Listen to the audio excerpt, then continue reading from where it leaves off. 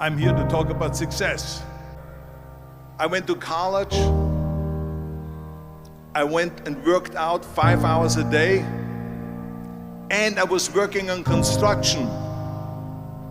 Because in those days in bodybuilding, there was no money. I didn't have the money for food supplements or anything. So I had to go to work. So I worked in construction.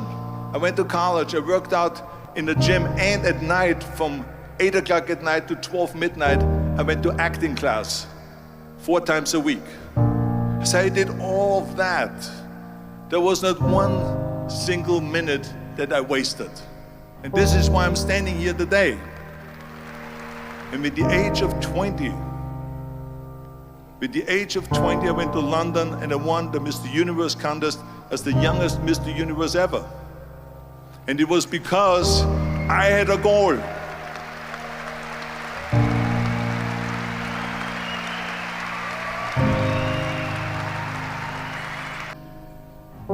You see, if you don't have a vision of where you go, and if you don't have a goal where you go, you drift around and you never end up anywhere. 74% hate their job in America. Now, there's not much different when you come to Europe. The majority of people don't like what they're doing because they're really not doing it because they didn't have a goal and they followed this goal. They just aimlessly drift around, and then all of a sudden there's a job opening, so they get that job because you have to work. But then when you work, it's a chore. It's work. It's not fun. So if you think about, only a quarter of the people really enjoy what they're doing in life.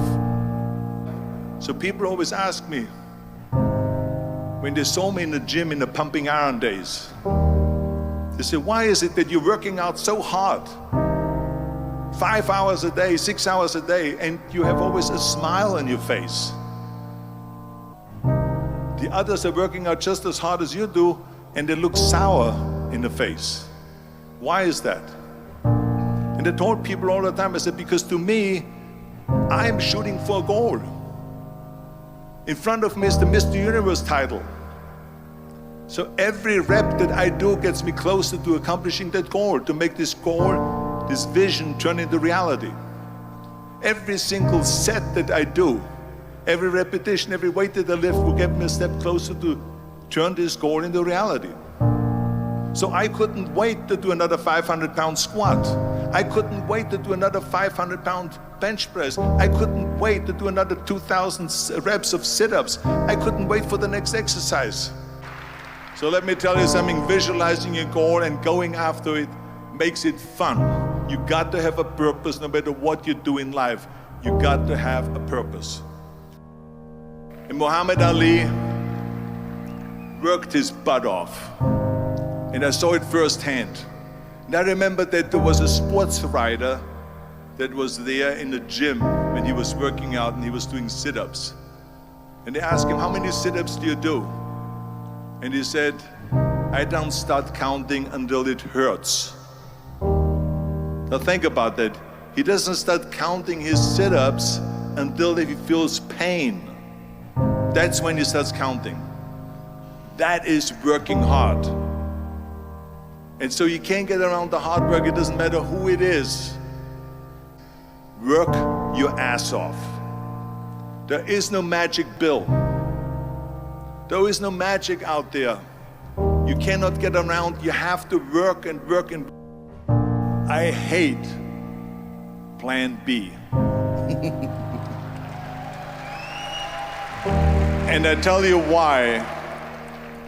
Because we have so many doubters, as I've said earlier, the no-sayers. We have so many of those people that say no, and you can't do it, it's impossible. That is okay, because we just turn off, as I said earlier, and we listen and we hear the no being a yes. You can't do it, you can do it, and all of that. So that is possible to do that amongst all the negative people around you. But when you start doubting yourself, that's very dangerous. Because now what you're basically saying is that if my plan doesn't work, I have a fallback plan. I have a plan B.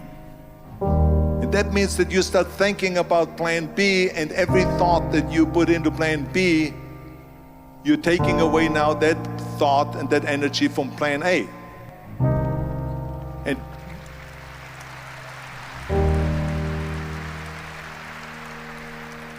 And it's very important to understand that we function better if there is no safety net, because plan B becomes a safety net. It says that if I fail, then I fall and I get picked up and I have something else there that will protect me. And that's not good, because people perform better when there's no safety net. People perform better in sports and everything else if you don't have a plan B. I'm telling you, I've never ever had a plan B. I made a full commitment that I'm gonna go and be a bodybuilding champion. I made a full commitment that I'm gonna be in America. I made a full commitment that I'm gonna get into show business and I'm going to be a leading man. No matter what it takes, I will do the work. I will do the work over and over and over until I get it. And the same was in politics and everything like that. So to me, it is very dangerous to have a plan B, because you're cutting yourself off from the chance of really succeeding. And the reason, one of the main reasons why people want to have a plan B is because they are worried about failing. What is if I fail, then I don't have anything else? Well, let me tell you something, don't be afraid of failing, because there's nothing wrong with failing. You have to fail in order to climb that ladder. There's no one that doesn't fail.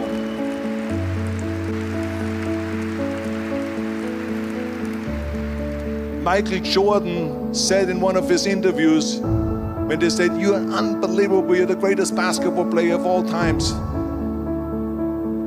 I mean, tell me about that." And he says, "Well, you're just mentioning the successes." But he says, "For me to become the greatest basketball player, I missed 9,000 shots when I was playing basketball at the NBA games."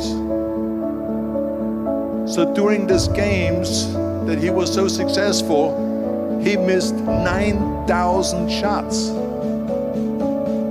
Does it make him a failure? No. He's one of the greatest basketball players of all times, but he failed 9,000 times. Do you get it? We all fail. It's okay.